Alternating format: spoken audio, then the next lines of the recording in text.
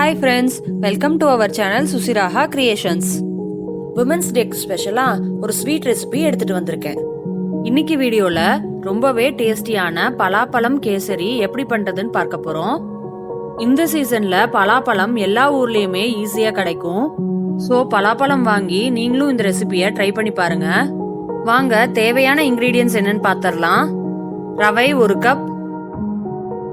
அடுத்து பலாப்பழம் இந்த மாதிரி சின்ன பீசஸா சாப் பண்ணி 1 கப் அளவு எடுத்திருக்கேன். சாப் பண்ண பலாப்பழத்துல இருந்து 1/2 கப் அளவு எடுத்து இந்த மாதிரி ஃபைன் பேஸ்டா அரைச்சி எடுத்துக்கோங்க. சர்க்கரை 1/2 கப், நெய் 1/4 கப், குங்குமப்பூ 2 பிஞ்ச். நான் இங்க சர்க்கரை ஏலக்காய் சேர்த்து பவுடர் பண்ணி வச்சிருக்கேன். அதுல இருந்து 1/2 டீஸ்பூன் எடுத்துக்கலாம். கிஸ்மிஸ் 1/4 கப், முந்திரி 1/4 கப். ஸ்டவ் ஆன் பண்ணி கடாயில 1 டீஸ்பூன் அளவு நெய் விட்டுக்கோங்க. நெய் சூடானதும் ரவைய அதுல ஆட் பண்ணி ரோஸ்ட் பண்ணி எடுத்துக்க போறோம். ஸ்டவ் லோ ஃப்ளேம்ஸ்ல இருக்கட்டும். 3 to 4 மினிட்ஸ் ரோஸ்ட் பண்ணா போதும்.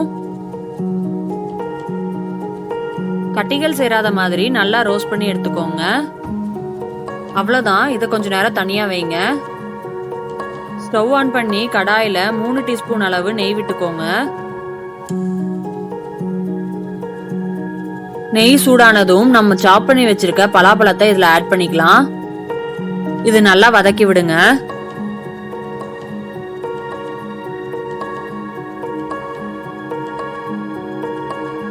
இந்த அளவுக்கு பலாப்பழம் நல்லா சாஃப்டா வதங்கி வரணும். அடுத்து நாம பேஸ்ட் பண்ணி வச்சிருக்க பலாப்பழத்தை இதுல ஆட் பண்ணிக்கலாம். இதையும் நல்லா கிளறி விடுங்க.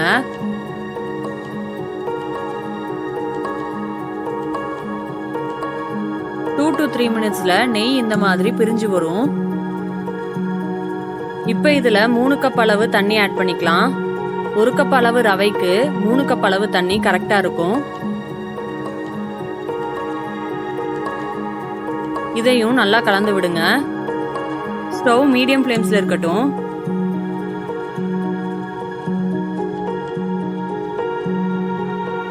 இப்ப இதுல லைட்டா ஒரு கொதி வந்ததும் குங்குமப்பூ ஆட் பண்ணிக்கலாம்.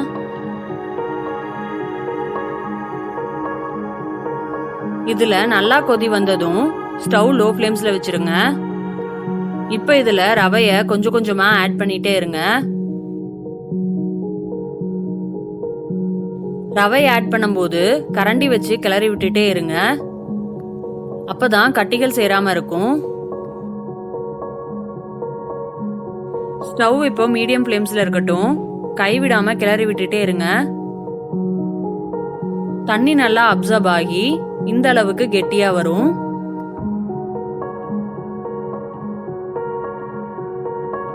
அடுத்து இதுல சர்க்கரை ஆட் பண்ணிக்கலாம். இதையும் நல்லா ஈவனா கலந்து விடுங்க.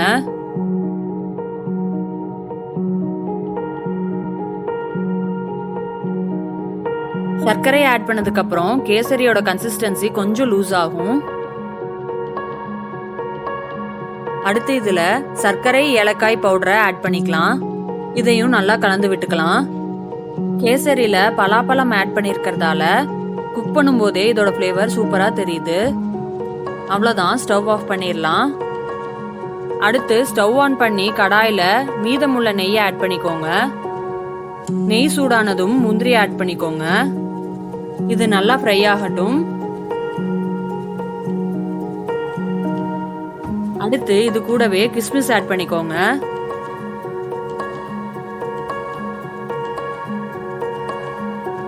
ரெண்டுமே நல்லா ஃப்ரை ஆனதும் ஸ்டவ் ஆஃப் பண்ணிடலாம்.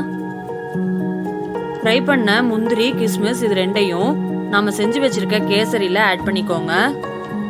அவ்வளவுதான் ஃப்ரெண்ட்ஸ், பலாப்பழம் கேசரி சூப்பர்பா ரெடி பண்ணியாச்சு. உங்களுக்கும் இந்த ரெசிபி கண்டிப்பா பிடிச்சிருக்கும். சோ வீட்ல ட்ரை பண்ணிட்டு எப்படி இருந்ததுன்னு கமெண்ட் பண்ணுங்க. உங்களுக்கு இந்த வீடியோ பிடிச்சிருந்தா ப்ளீஸ் லைக் பண்ணுங்க, ஷேர் பண்ணுங்க, சப்ஸ்கிரைப் பண்ணுங்க அண்ட் மறக்காம பக்கத்துல இருக்க பெல் ஐகானை கிளிக் பண்ணுங்க. சோ நியூ வீடியோஸ் அப்லோட் பண்ணும்போது உங்களுக்கு நோட்டிபிகேஷன்ஸ் வரும். Thank you all. Meet you again.